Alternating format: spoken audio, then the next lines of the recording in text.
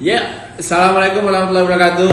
Terima kasih untuk kawan-kawan yang udah join. Malam hari ini kita akan kedatangan Mbak Zita Anjani, Wakil Ketua DPRD DKI.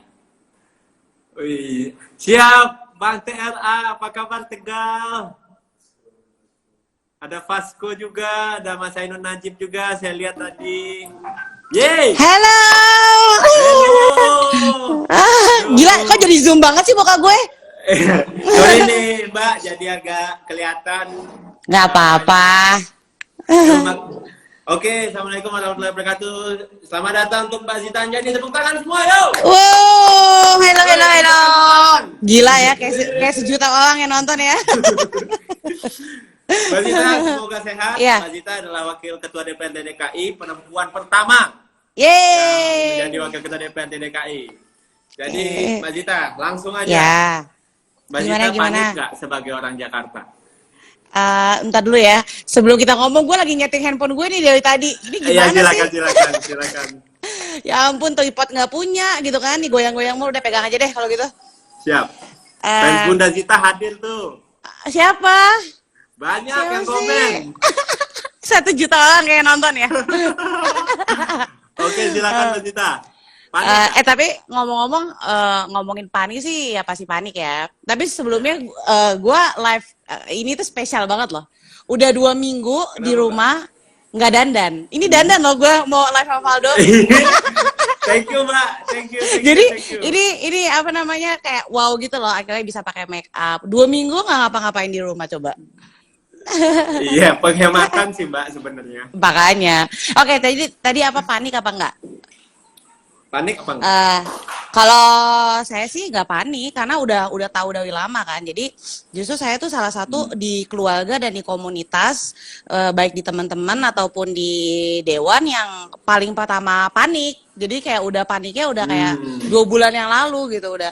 Ini kayaknya ada sesuatu nih gitu. Akan ada pandemic dan apa segala macam.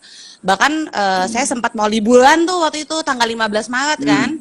Mau ke Eropa, udah pesan tiket, udah semuanya. Terus kayak dibatalinnya tuh H-2. Nah, terus nggak ada yang percaya waktu itu tentang si COVID-19 ini gitu kan. Ya, terus jadi kalau dibilang panik sih nggak gitu panik. Paniknya udah 2 bulan sebelumnya gitu. Kalau Valdo gimana Valdo? 2 bulan sebelumnya. Panik Mbak. Panik sekali dan lebih ngerinya kebetulan istri dokter kan. Jadinya mesti interaksi di sana jadi banyak ke RSCM juga. Tapi ya gimana ya Mbak? Aku sih lebih panik ngelihat ini sih kepanikanku justru ketika ngelihat medsos merasakan betul. Pemerintah tidak ngapa-ngapain. Apakah iya, DPRD pasti. DKI merasakan hal yang sama? Wah, pastilah, pasti. nanti itu kalau udah kayak udah panas ya. Kalau ini kan masih belum panas. Iya. Tapi kamu tipe kayak kebanyakan orang yang paniknya tuh kayak H-2, H-3 kan emang kan Pemprov DKI kan yang pertama kan ngumumin waktu itu Sabtu lalu tuh kapan sih? Sabtu lalu tanggal 15 nih kalau nggak salah ya. Tanggal 15-an lah ya. Iya, 15. Weekend lalu. Kamu tipe yang kayak baru panik pas diumumin, apa kamu udah kayak tahu sebelum-sebelumnya gitu? Aku sih udah paniknya, lebih panik ketika diumumin lebih tepatnya Mbak. Oh, oke. Lebih panik. Aku kayak gitu karena sama sih aku kayak mayoritas orang Indonesia ya, yang kayak ya udahlah virusnya nggak bisa naik. Nggak datang gitu kan? Nggak datang 27 derajat. Iya paham sih, paham. Yang lebih absurd tuh orang-orang dari Sumatera Mbak. Virusnya Kenapa? ongkos lewat Selat Sunda. Dan dia juga bilang, kita nih di sini nggak matinya karena corona, matinya karena nggak ada duit, kata dia. Banget sih, itu Indonesia banget sih. Nah itu gimana tuh Mbak, menurut Mbak Zita? Maksudku ketika Mas Anies ngerjain itu ternyata orang nggak ini ya. Ketika ada kebijakan kayak gitu dan Mas Anies kan termasuk yang di DKI ya, epicenter, dia bertindak cepat, orang biasa aja gitu loh. Nah itu. Jadi kalau aku tuh gini, jadi termasuk teman-teman aku nih di Dewan juga. Jadi memang virus corona ini kan dia kan begitu di Wuhan itu kan sebenarnya kan dari tahun 2019 bulan Desember kan. Nah, pas di Indonesia masuk, di Wuhan itu udah selesai, kayak udah mau selesai gitu kan. Kayak udah, oh udah selesai nih, kita udah selesai karantinanya apa segala macam. Nah, jadi kebanyakan teman-teman aku juga termasuk di dewan, itu begitu Pemprov DKI ngumumin untuk kita apa namanya social distancing, kaget gitu. Berpikirnya minggu depan bakal masih ada, kan ada pemilihan pilwagub kan, bakal ada pilwagub, bakal ada apa segala macam. Nah, itu untuk mayoritas ya. Majority of people yang memang dia mungkin nggak apa ya, nggak begitu apa sih, was-was gitu ya. Kalau aku kan tipenya was-was banget kan. Nah, karena aku was-was, aku udah tahu mengenai itu dari bulan Desember. Jadi begitu ini terjadi nggak kaget sama sekali. Nggak kaget sama sekali. Tapi ya kalau kawan-kawan di dewan banyak banget yang kaget gitu. Ekspektasinya masih bakal ada pilwagub, masih ada pansus banjir, kan belum lama banjir kan. Masih kayak gitu. Oke. Dan anyway, kamu di Padang apa di Jakarta? Jakarta, Kak. Jakarta. Dan nggak berani ke Padang karena takut malah bikin ada virus di sana gitu loh. Karena virusnya di orang kan. Iya. Di mana-mana gitu loh. Dan memang kalau di daerah waktu itu sebelum jalan tuh memang ini orang tahu, tapi orang masih merasa itu nggak akan sampai ke sini gitu loh. Iya, banget. Dan aku yakin ini akan terjadi di daerah nih setelah orang di Jakarta udah sibuk-sibuk begini. Apalagi kan testingnya mayoritas di Jakarta nggak sih? Iya, jadi sebenarnya tuh yang terjadi jadi gini loh, di apa sih? Emang kan kita kan wabah-wabah kayak gini kan 100 tahun sekali kan. Jadi dulu kan ada kayak si Spanish flu, terus ada kayak Black Death, apa segala macam. Jadi begitu ini terjadi lagi siklus 100 tahun, kita tuh nggak ada yang paham. Kita tuh taunya gini, krisis itu atau kayak yang mengancam nyawa itu misalnya kalau ada peperangan gitu. Atau nggak ada recession, global recession gitu, economy recession. Pada nggak paham kalau ternyata namanya virus itu juga bisa menjadi sesuatu yang bahaya banget gitu loh, apalagi di zaman sekarang kan. Nah, jadi kalau di Jakarta sendiri juga kamu bisa lihat di berita masih banyak itu yang kayak naik public transport, naik bus, naik kereta lah segala macam, itu masih banyak banget. Ke pasar. Iya, masih banyak banget. Bahkan juga masih ada gitu. Iya, kan? Banyak banget. Nah, itu menurut Kak Gita mereka tuh nggak panik atau bodoh amat? Kalau menurut aku gini, jadi aku juga kemarin sempat sampaikan sih ke Pak Anies, ke Pak Gubernur, kita tuh ini ada dua argumen ya. Ini udah mulai panas nih dikit nih. Jadi argumen yang pertama itu kita harus stay at home supaya kita nggak mati lah gitulah, ya kan? Atau kita nggak menyebabkan kematian untuk orang lain. Nah, sedangkan argumen yang kedua, nanti semuanya juga bakal kena gitu loh. Eventually semuanya bakal kena, dan nggak mungkin kita stay at home karena kalau kita nggak kerja kan kita mati juga gitu kan, kayak gitu. Betul.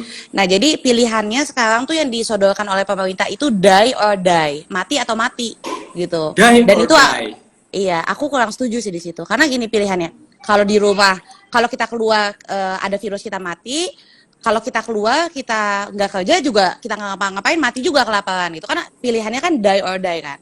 Nah, maksud aku itu membuat menjadi sesuatu yang panik gitu loh. Dan kepanikan itu sebenarnya yang paling membunuh gitu. Jadi aku kurang setuju sih dengan approach yang sekarang lagi dilakukan oleh pemerintah gitu. Mungkin nggak semuanya sih, tapi itu yang lagi terjadi gitu.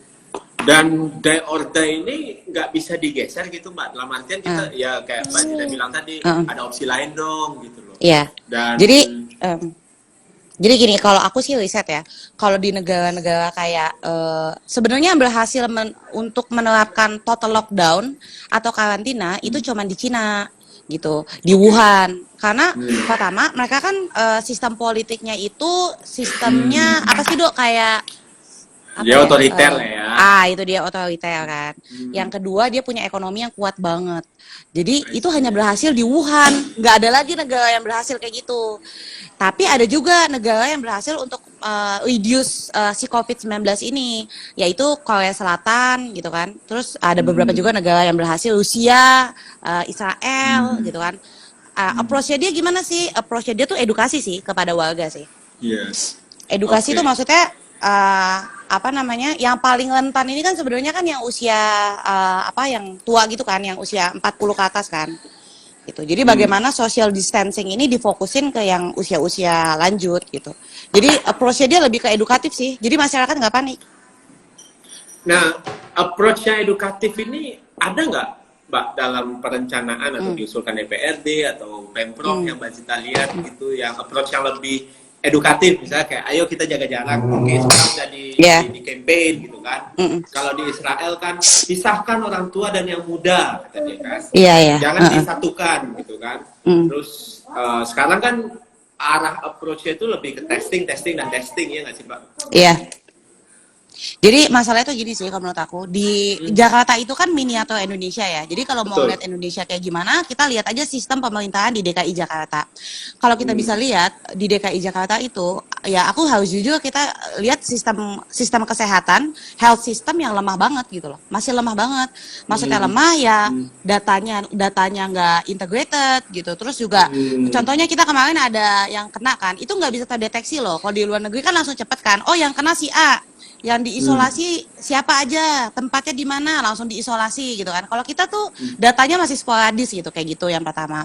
Terus yang kedua, tenaga kesehatan kita bisa juga di riset nanti jumlah tenaga kesehatan kita itu masih jauh banget dari total jumlah penduduk gitu. Terus jumlah alat kesehatan kita gitu kan. Jadi masalahnya adalah sebenarnya tuh susah banget di Indonesia untuk ngebenahin ini semua, karena masalahnya adalah di sistem kesehatan kita yang menurut aku masih lemah banget gitu. Dan itu agak-agak mengerikan sih sebenarnya. DKI aja lemah ya, apalagi daerah lain ya, Mbak? Iya. Jadi kayak contoh, di DKI aja kita bisa lihat kan paling banyak kematian di DKI kan. Iya. Tapi kita bisa lihat juga tenaga medisnya juga banyak yang meninggal kan di DKI kan. Dan ini baru 50, belum nyampe 50 yang meninggal. Sudah ada 6 ya kalau nggak salah ya meninggal ya tenaga medisnya ya. Iya, 6 orang. Iya, jadi ya masih lemah banget sistem kesehatannya. Susah sih untuk menangani virus masif ini, kan pandemik ya, ini pandemik udah sedunia kan. Susah untuk menanganinya dengan sistem kesehatan kita yang masih lemah banget kayak gini. Dalam konteks ini Mbak, misal DPRD nih, misalkan ngelihat ini, wah ini ada pandemik gitu. Apakah nanti akan ada kemungkinan usulan dari DPRD ke pemerintah untuk bikin pusat untuk handling krisis, ada budget yang akan dialokasikan ke sana gitu. Karena kan pandemi ini kan kalau antara SARS sama COVID-19 ini kan cukup dekat ya Mbak ya. Aku nggak tahu nanti beberapa tahun lagi akan ada ini. Mungkin itu akan jadi diskusi nggak sih? Iya, pastinya ini akan jadi diskusi ya. Jadi kemarin tuh kita sempat udah berapa kali gitu kita mau bikin namanya rapat. Tapi kan sekarang sulit juga gitu. Mau bikin rapat juga dapat kritisi dari masyarakat. Misalnya kayak kemarin ada yang pergi ke luar negeri kan langsung dicemooh kan. Terus mau pilwagub gitu, langsung dicemooh gitu. Jadi kita juga susah kalau mau ketemu sekarang. Nah, dan di DPRD itu sistemnya untuk anggaran tuh hanya boleh kan berubah itu 2 kali. Yang pertama waktu ketok anggaran pertama, yang kedua di APBDP, di perubahan. Nah, kita belum pernah nih ngalamin kita ada perubahan anggaran sebelum perubahan gitu. Nah, kalau nggak salah Kementerian Mendagri itu udah ngasih wewenang sih. Ngasih wewenang kepada eksekutif, artinya Pak Gubernur dan jajarannya untuk bisa memodifikasi. Jadi di sini fungsi DPRD hanya bisa ngawasin. Nggak bisa kita nyusun bareng anggaran kan makan waktu, meetingnya aja lama. Jadi memang itu wewenang dikasih sama, ini bagus sih dikasih sama Kemendagri ke eksekutif, artinya semua Pemprov, semua Pemda itu bisa dia mengatur ulang anggarannya gitu. Oke. Kira-kira kalau kita bicara tentang pasokan, Mbak, pasokan di Jakarta nih, menghadapi Ramadan dan Idul Fitri, aman nggak, Mbak? Nah, aku juga salah satu yang pertama kali teriak tuh di medsos, ayo Pak Gubernur operasi pasar. Ketika yang lain masih ngomongin cuci tangan, masih ngomongin masalah kayak sanitizer. Makanya aku kemarin bikin donasi. Dan donasi aku mungkin agak beda. Aku donasi beras, makanan. Kenapa? Karena gini loh, di satu sisi kita banyak nih yang meninggal karena COVID-19. Tapi di satu sisi juga kita banyak juga yang sakit, yang kesulitan karena dia faktor ekonomi gitu. Dan ini kan diprediksi, Bill Gates loh yang ngomong. Bill Gates bilang negara maju 8 to 10 weeks, 8 sampai 10 minggu. Dia khawatir banget sama negara berkembang. Itu mungkin bisa 3 bulan, 6 bulan, atau sampai 1 tahun. Kita jeleknya ngomong kalau misalnya 3 sampai 6 bulan. Nah, ini kan pasti akan berpengaruh kepada harga bahan pokok ya, pasti naik. Nggak usah deh nanti, Hmm. kamu ke pasar deh beli bawang putih deh. Cek aja Mahal harganya sekali. berapa. Mahal Mahal sekali. banget gitu. Karena Kayak bawang putih. 80%-an impor kok nggak salah. Dari Iya, China. pokoknya yang kayak gitu-gitu tuh, yang impor apa segala macam itu naik gitu. Dan di Jakarta aja aku kalau ke apa kayak supermarket tuh udah penuh banget. Kayak orang tuh namanya panic buying ya, panic Iya. buying gitu. Nah, ini kita boleh deh sibuk sama COVID-19 gitu, tapi jangan juga kita lengah. Ini tuh bakal ya mudah-mudahan sih enggak ya, tapi kemungkinan iya gitu. Ya bakal nyebabin suatu saat ya mudah-mudahan enggak itu kepanikan gitu, kepanikan karena ekonomi. Gimana sih orang udah nggak bisa kerja, nggak bisa makan, nggak bisa kemana-mana gitu, apa usaha-usaha tutup gitu, terus rumah sakitnya juga terbatas gitu, terus vaksinnya belum ada gitu. Indonesia juga bukan negara kayak US atau China yang ekonominya kuat gitu. Ya kita harus prepare, persiapkan untuk kedepannya bagaimana kalau ini kena ke ekonomi kita. Makanya aku kemarin bilang, Pak Gubernur cepetan operasi pasar, lihat cek bahan-bahan, stok itu sampai berapa bulan cukupnya gitu. Terus ya itu yang kemarin aku saranin sih. Udah Tapi dieksekusi kan alhamdulillah sama Pak Gubernur ide itu? dia eksekusinya sih agak beda sih, dia dalam apa mungkin mindsetnya dia operasi pasar apa aku apa, kalau dia lebih ke membagi apa sembako dengan harga yang murah meriah, oke juga sih, tapi kan maksud kalau pandangan aku tuh bukan itu, maksud aku cek bahan, cek stok gitu. Sampai Tuh. berapa lama sih cukupnya gitu, kayak gitu. Oke. Ada nggak misalnya ini bukan, karena kan Mbak Zita kan setahu aku di Komisi E ya. Iya. Dan ada nggak sih proses pengalihan budgeting tadi, gimana kita bisa pastiin itu nggak bakal koruptif gitu loh Pak? Iya. Kemarin ya kalau nggak salah KPK tuh bilang katanya jangan khawatir apa namanya untuk pembelian itu kan biasanya pembelian barang oleh pemerintah itu kan melalui lelang kan. Nah KPK kemarin bilang boleh penunjukan langsung. Nah aku juga nggak, kalau udah situasi kayak gini udah susah ya Dok ya, maksudnya kita mau susah banget gitu. Kalau mekanisme sebenarnya kan harus lelang kan untuk pengadaan barang kan, lelang melalui website terbuka dan sebagainya. Juga. Ada timelinenya. Nah kalau ini ya udah panik gitu loh, panik. Jadi untuk memastikan itu ada atau nggak bisa jamin. Tapi mudah-mudahan aja para pejabat dan petinggi-petinggi masih punya hati nurani, nggak ada yang mengkorupsi uang-uang kayak gitu ya. Iya. Soalnya kan kita mengkhawatirkan justru nanti akan ada, ya mungkin ada aturan tambahan biar nggak ada masalah di kemudian hari gitu loh Mbak. Kan banyak Ya, juga orang yang kena korupsi karena prosedural gitu. Iya, tapi Gimana aku kaget tuh? sih Pastikan. per hari ini KPK bilang gitu di media kayak jangan khawatir untuk penunjukan langsung gitu, kayak KPK loh yang ngomong gitu. Artinya kan secara nggak langsung ngasih lampu hijau kan. Boleh deh Pemda, Pemprov pengadaan barang nggak usah lelang-lelang gitu. Ya mungkin Pasti. aku juga nggak ngerti sih maksudnya itu apa dengan statement kayak gitu. Apakah mau memudahkan atau gimana? Ya, sekarang kita hanya bisa ini sih percaya aja sih, ngejalanin aja gitu. Iya, soalnya ini harus dipastikan sih Kak, gimana cara memastikannya gitu loh, karena Pasti. kan kita nggak mau juga ada orang-orang yang malah nyari duit dari Pasti setelahnya. Proses Setelahnya kayak gini, bisa. pengadaan ini, oh gitu ya? Setelahnya bisa. Emang begitu Kak? Kalau biasanya enggak. Jadi kalau biasanya kita kan lelang. Nah, lelang itu kan terbuka. Jadi dewan juga bisa ngawasin. Terus kalau di DKI itu kan ada sesuatu yang janggal aja. Contohnya kemarin Monas gitu kan. Ternyata Monas itu pengadaannya gimana? Itu kan langsung mencuat. Itu langsung kita bisa telisik sampai PT-nya, itu masalah sampai, di kemudian hari itu loh.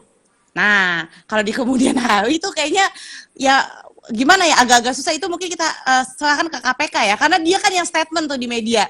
Dia bilang katanya boleh gitu. Jadi ya mungkin dia punya mekanisme kali ke depannya untuk tracing back gitu. Soalnya banyak banget Mbak orang masuk penjara setelah selesai menjabat, bupati, banyak banget BUMN gitu-gitu banyak kan. banget Dan orang-orang yang kena Mbak, ya kan, karena main terabas gitu loh. PLN juga kena tuh. Jadi ya,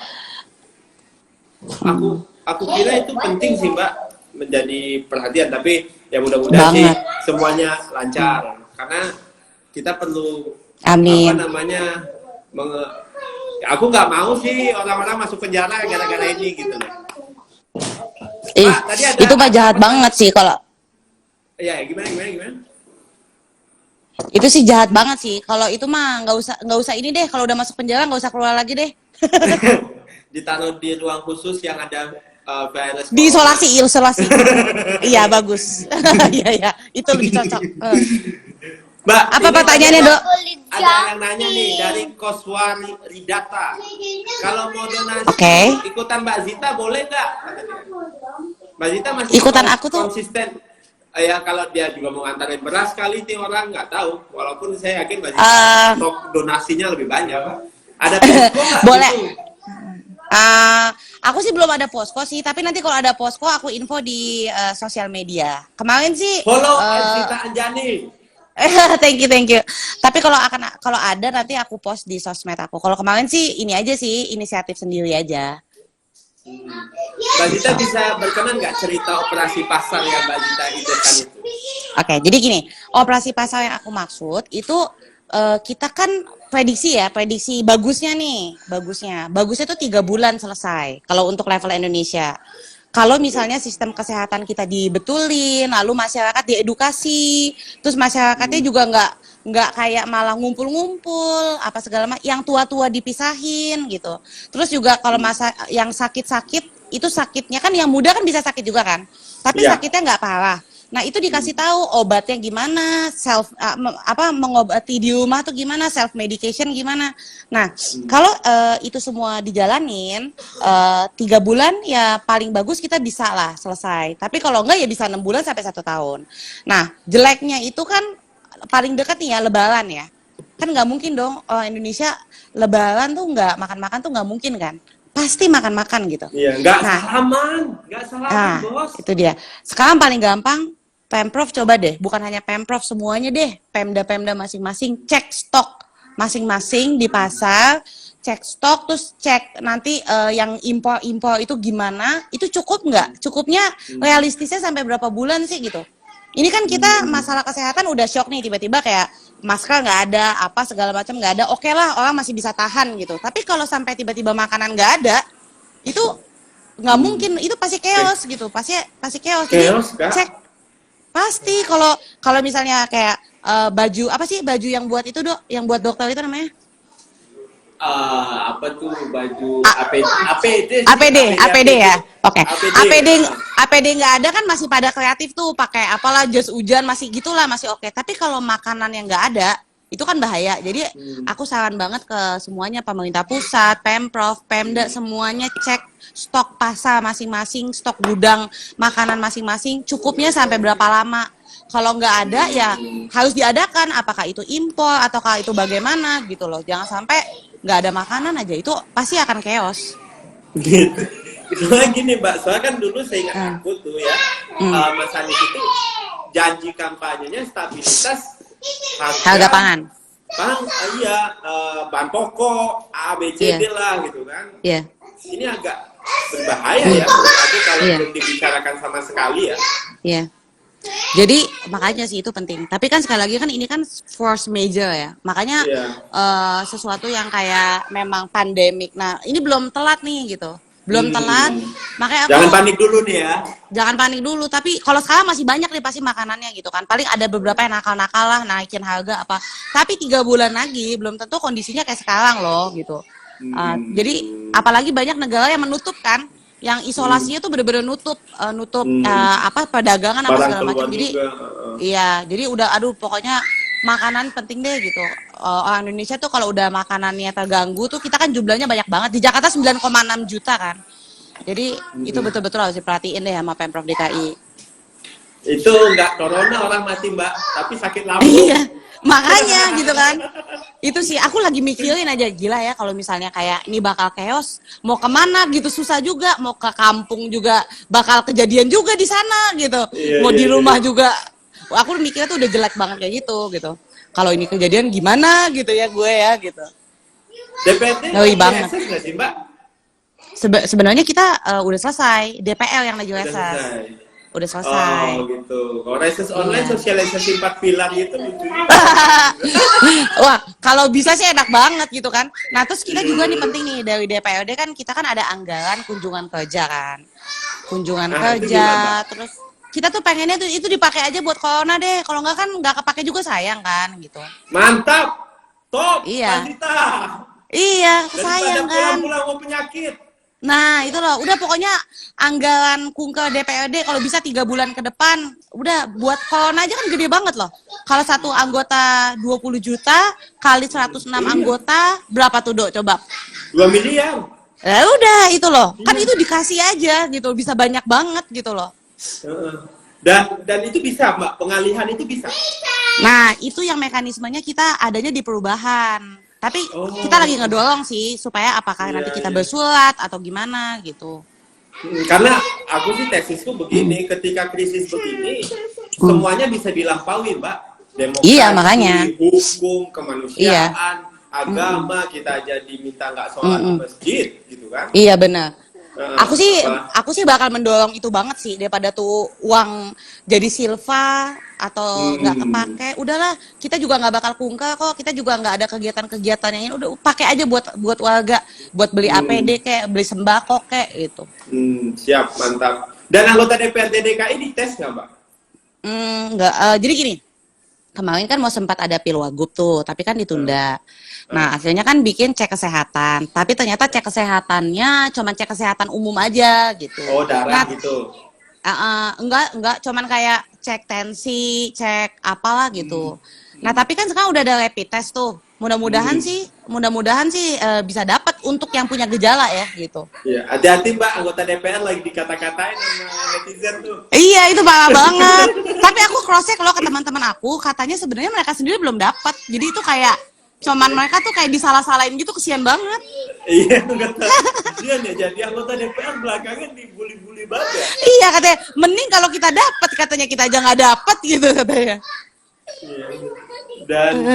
Dan event-event biasanya kan kalau Jakarta tuh kalau ada masalah tuh kan istighosa.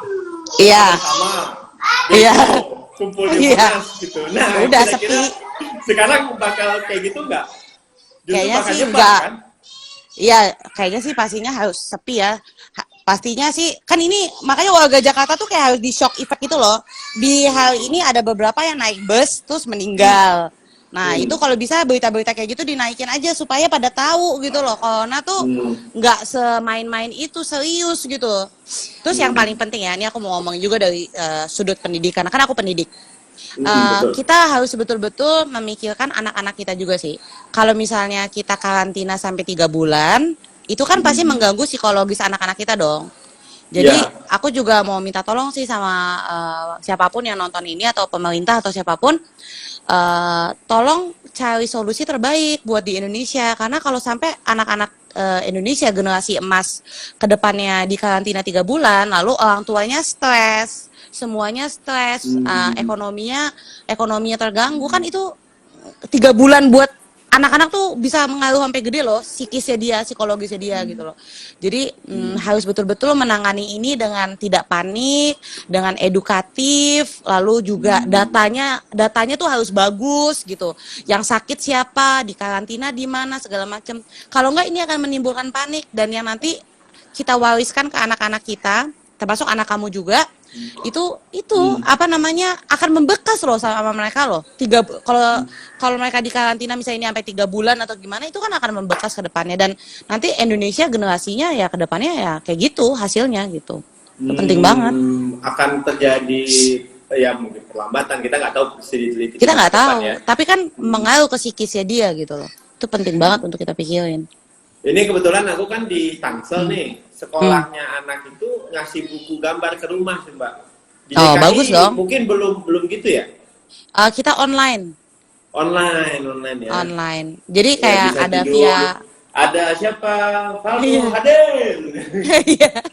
Tapi ada juga yang via WA sih. Jadi kayak kita di email, kalau aku ya, kita di email tugas anak-anak kita print, terus sudah tahu ini tuh buat hari ini. Nah, sekalian juga nih ngomongin pendidikan.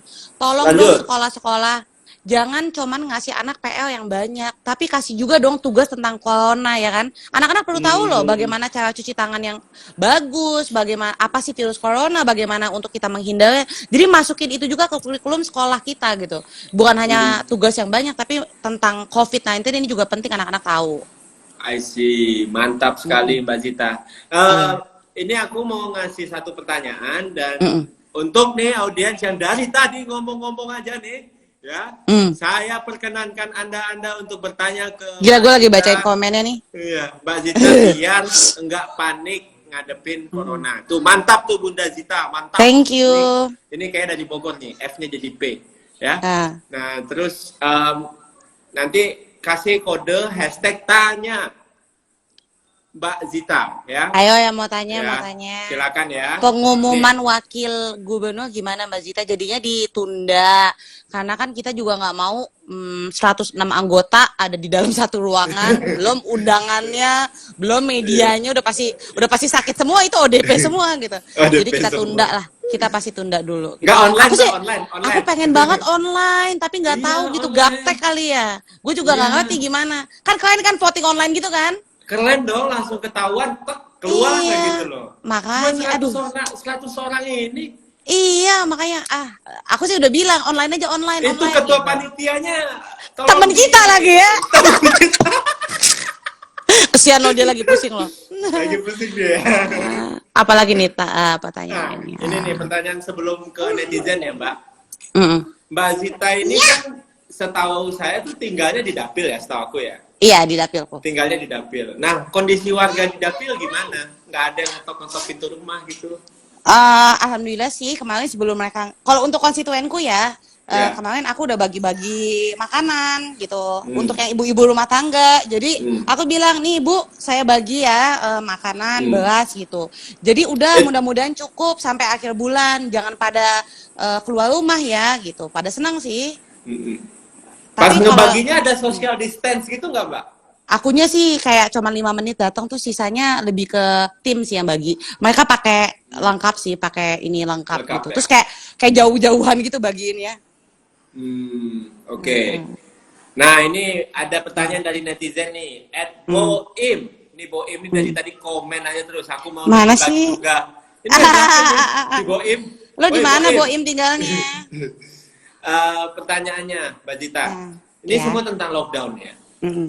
Mungkin nggak Jakarta itu lockdown lokal? Karena AHY juga bilang lockdown aja gitu loh. Masa lockdown tuh cuma di Jakarta doang? Iya, gitu.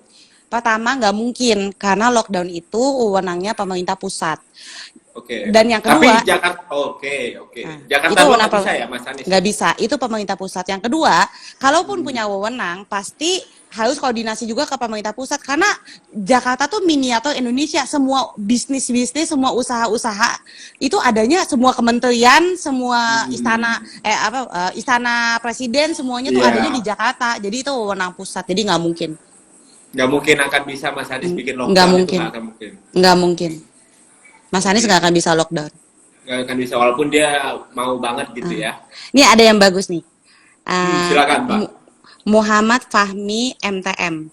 MTM. Apakah mungkin lockdown akan diberlakukan di Indonesia? Dan jika itu terjadi, apakah solusi yang tepat untuk membantu masyarakat kecil maupun UMKM? Kalau aku pribadi, menurut aku di Indonesia tidak mungkin kita lockdown. Kenapa? Karena yang berhasil lockdown itu hanya Wuhan, China. Dia Wuhan, China itu punya sistem pemerintahan itu otoriter. Itu yang pertama. Kedua, dia ekonominya kuat. Coba deh, semua produksi, semua apapun itu, mau buat apapun pasti di Cina bisa kan? Jadi dia kalau maskernya habis ya dia produksi di situ, bajunya habis dia produksi di situ gitu. Jadi Indonesia nggak akan pernah bisa lockdown. Kenapa? Karena tadi kita nggak otoriter, dan yang kedua kita itu nggak punya kekuatan ekonomi sekuat Cina. Gitu jawabannya. Oke, jadi untuk ekonomi kita akan terus jalan gitu ya? Iya. Iya. Barbar. Itu terus tadi ada pertanyaan juga dari mana tadi tuh Siapa? ini tanya Mbak Zita, apakah mungkin politisasi lockdown, tadi ada yang nanya. Apa tuh ya? Gimana menurut Mbak Zita ini lockdown, ini penanganan corona ini ada Ah, politisasi nggak antara Mas Anies ah, Baswedan dengan Jakarta dan pemerintah pusat? Gini ya, aku sih jujur aja ya, aku nggak mau Hmm. yang kayak palsu gitu. Semua politisi itu pasti Hmm. berpolitik, itu udah pasti. Jadi kalau dibilang apapun yang dilakukan oleh Pak Anies ataupun Pak Jokowi ataupun mungkin aku dan Valdo itu pasti ada Hmm. unsur politisnya. Itu nggak mungkin Betul. nggak gitu. Jadi tapi yang paling penting yang kita lihat adalah efektivitasnya. Apakah itu efektif atau tidak gitu. Itu yang paling penting. Jadi kalau kita masih ngomongin kayak dia ini politis apa enggak? Aduh, semua politisi itu pasti politis, nggak ada yang nggak Berat politis. amat hidup lu bro, gitu ya Mbak ya. Iya, Apa-apa iya pasti politis. politik. Pasti Ya. politis. Tapi kan itu kita lihat politisnya dia tuh efektif apa enggak untuk menanggulangi masalah COVID-19 ini atau untuk menanggulangi COVID-19 gitu. Ada pertanyaan nih, mungkin ini cocok Apa? juga sebagai Mbak Dita sebagai pendidik ya. Oke. Arin RYNW 3689. Sistem Mm-mm. online itu efektif nggak sih Mbak?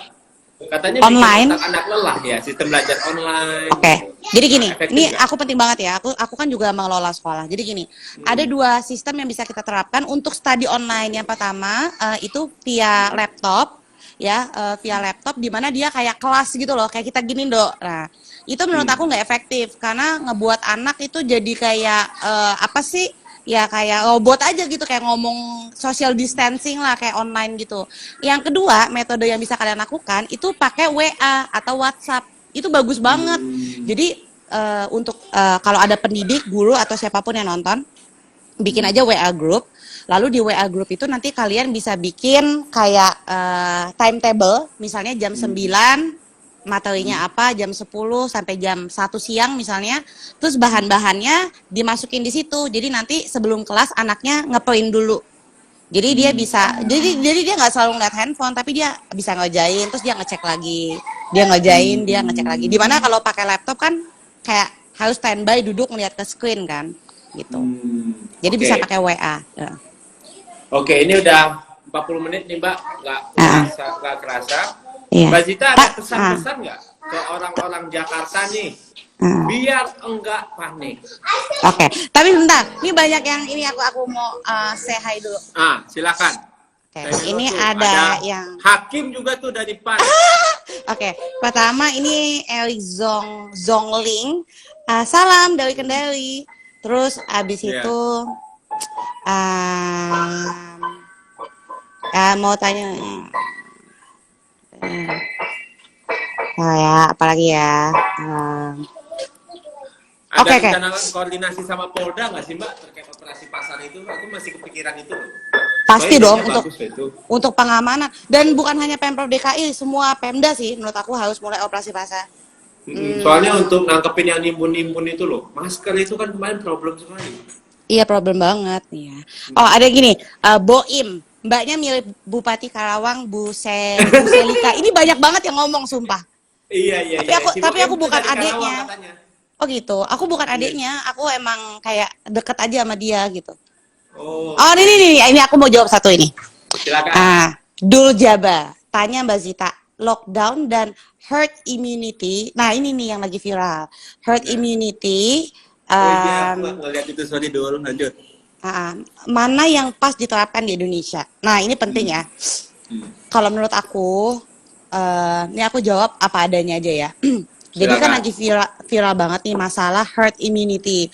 Jadi ada beberapa pendapat dari expert dan juga ada beberapa juga yang hoax sih, yang bilang bahwa kedepannya virus ini akan jadi kayak flu doang. Jadi dan eventually 70% dari semua warga ataupun manusia yang dimana virusnya itu udah masuk ke sebuah negara itu eventually 70% itu akan kena gitu. Nah, jadi kalau dia udah masuk ke Indonesia ya pada akhirnya 70% itu akan kena gitu. Dan akan jadi flu biasa. Nah, intinya si herd immunity itu bilangnya kayak gitu. Nah, jadi ada dua pilihan. Pertama kita lockdown, yang kedua kita udah biarin aja lah gitu kan. Toh juga nanti kayak 70% kena dan akan jadi flu biasa gitu kan. Nah, itu tadi pertanyaan dia mendingan lockdown atau mendingan herd immunity. Kalau menurut aku kita harus paham dulu tentang karakteristik negara kita ya. Di Indonesia itu pertama nggak mungkin lockdown. Yang kenapa tadi aku udah jelasin. Jadi yang bisa kita lakukan adalah melalui approach edukatif, yang edukasi gitu. Pertama, kita harus tahu dulu nih, si COVID-19 ini paling rentan ke usia 50 sebenarnya, 50 tahun ke atas. Jadi yang pertama dilakukan, Israel tuh betul, bener-bener karantina, kalau bisa, dipisahin nih gimana deh yang usia 50 tahun ke atas. Yang kedua, yang paling mungkin kena, itu yang udah punya penyakit bawaan, yang kayak punya penyakit diabetes, punya penyakit cancer, itu juga dipisahin, pokoknya diselamatin deh kalau bisa dipisahin gimana caranya, itu dulu.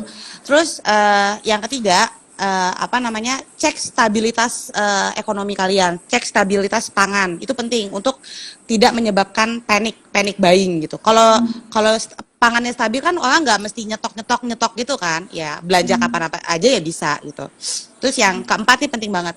Kalau yang muda yang sakit, tapi dia oke-oke aja sakitnya kayak ringan gitu ya, nggak yang kayak mesti masuk rumah sakit, itu harus diedukasi bagaimana self-medication, obatnya apa, menanganinya gimana, kan dia di rumah nih 14 hari kan, tapi kalau nggak diobatin kan juga bisa, lama-lama bisa ke rumah sakit juga dong, dan menambah beban rumah sakit. Itu harus dikasih tahu gimana sih dia obatnya apa, bagaimana nyembuhinnya di rumah apa segala macam, itu harus betul-betul diedukasi untuk yang sakit-sakit tapi nggak begitu parah gitu.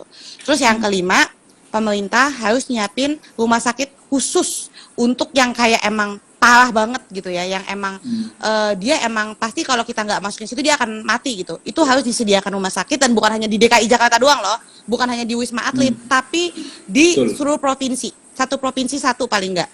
Jadi kalau yang sakitnya ringan-ringan atau yang kayak masih muda, itu bisa di rumah self isolasi, atau dia bisa ke rumah sakit RSUD gitu. Tapi kalau yang udah parah banget gitu, misalnya dia ada specialized nih, dan itu nggak bisa di Jakarta doang, sekali lagi itu harus di tiap Pemprov atau Pemda.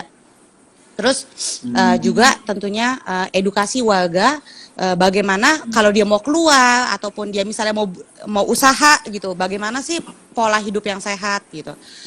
Itu juga penting. Jadi win-win solution, nggak ditutup, nggak diisolasi, tetap bisa berfungsi ekonominya. Tapi juga kita tahu nih, kita ada resiko gitu. Tapi untuk meminimal resiko itu kita udah punya step by step gitu. Jadi menurut aku kita harus approach pakai edukatif, dan juga kita harus punya data yang valid gitu, supaya kita bisa tahu nih apa yang kita mesti lakukan. Itu sih intinya. Gitu. Ini ada pertanyaan lanjutan nih dikit nih dari apa? Antonius 990.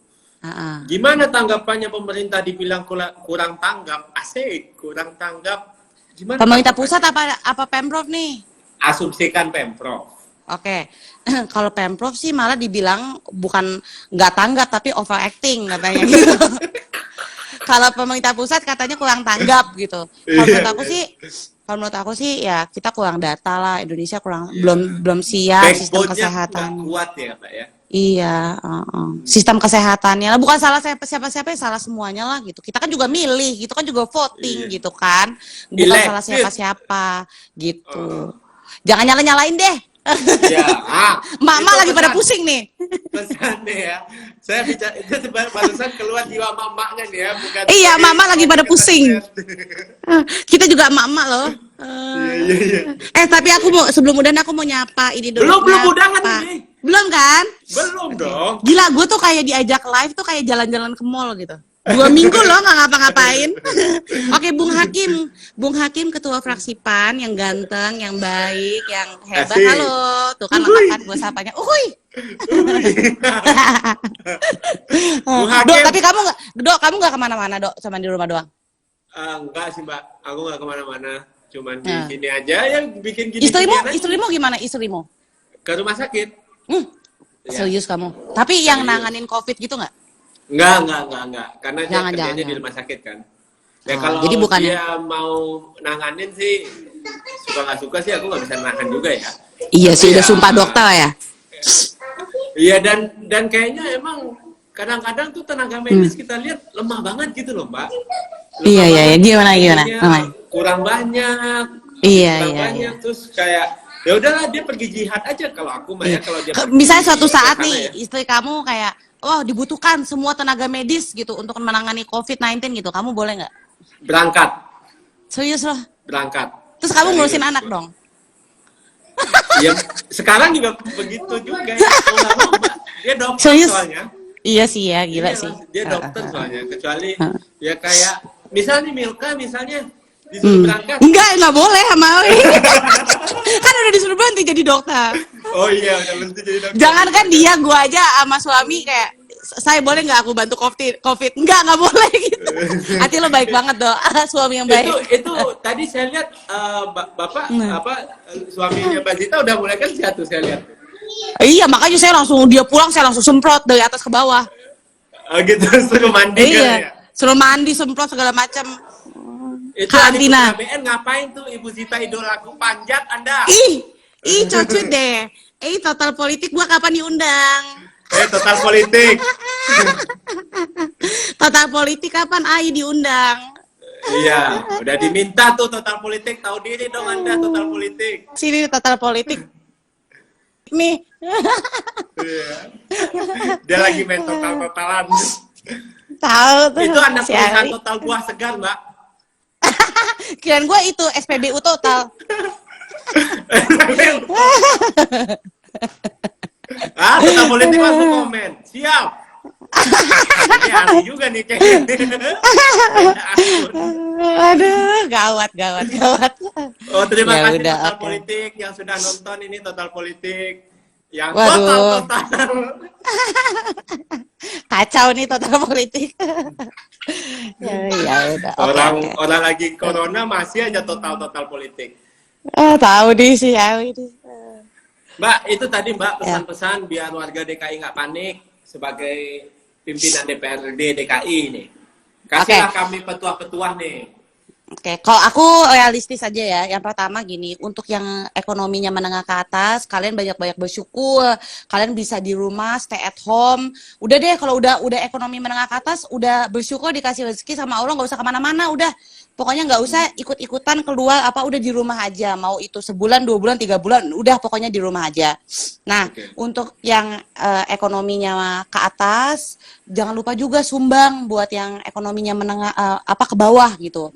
Nah, Oke. terus untuk teman-teman yang ekonomi ke bawah gimana? Ya, saya sih kasih saran agak beda ya. Kalau memang kalian harus kerja untuk cari nafkah ya boleh. Tapi juga ya jangan naik kereta umum yang dimana ada ratusan orang, jangan. Kalau bisa naik Gojek atau naik sepeda, tetap social distancing.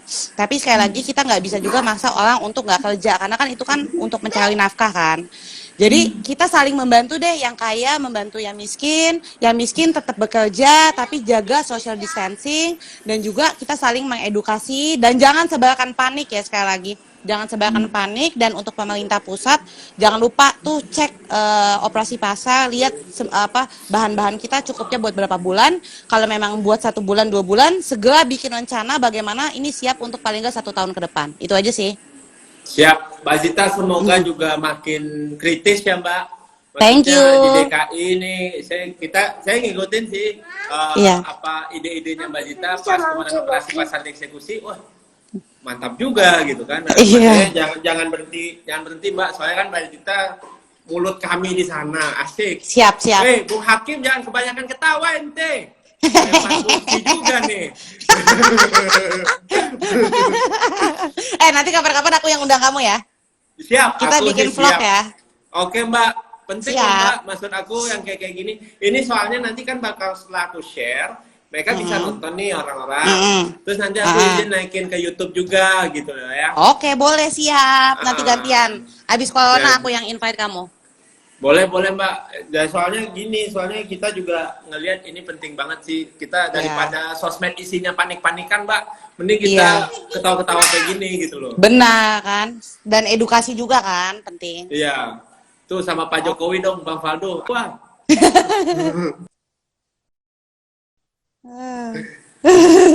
Oke, mungkin itu Oke, aja siap. Mbak Zita. Terima kasih Sam. udah 50 menit menemani kita Sip. dan teman-teman yang lain. Alhamdulillah nanti aku share linknya, dan Mbak Zita yang mau tahu tentang DPRD DKI, silakan follow akun IG-nya Mbak Zita @zita_anjani. Langsung ya Mbak?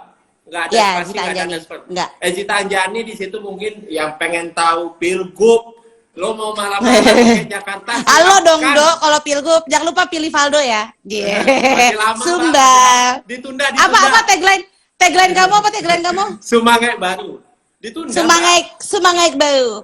Ditunda Mbak, pilkada ditunda. Kalau nggak ditunda, kamu komplain nggak? Ya, nanti aja kita bahas ya Mbak.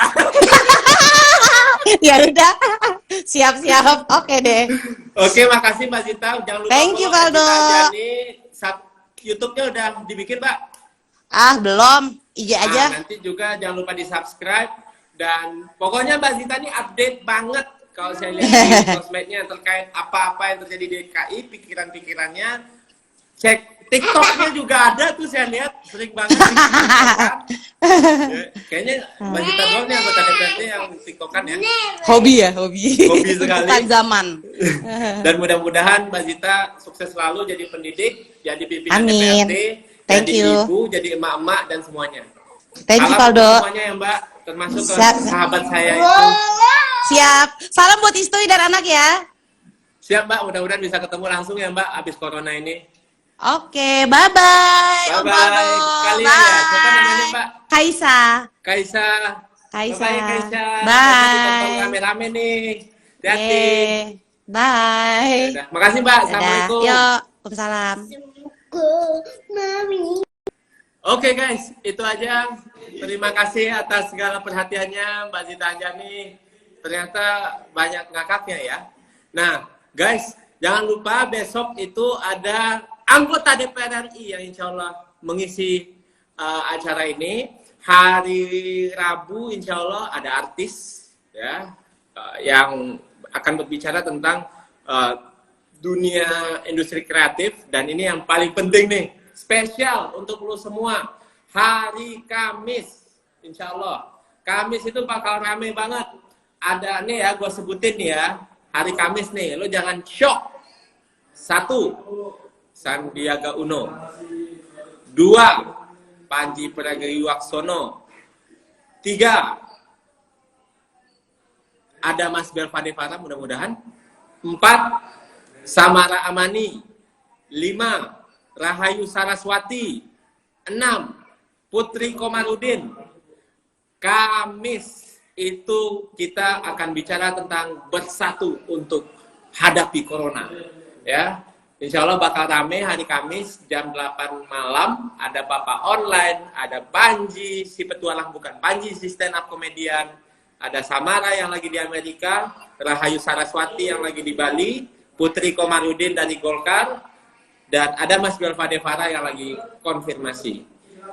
Apapun partai politiknya, apapun latar belakangnya, kita semua bersatu melawan corona. Sampaikan pesan ini, tunggu posternya guys, dan mudah-mudahan kita bisa segera berjumpa setelah corona ini beres. Terima kasih. Assalamualaikum warahmatullahi wabarakatuh. Thank you.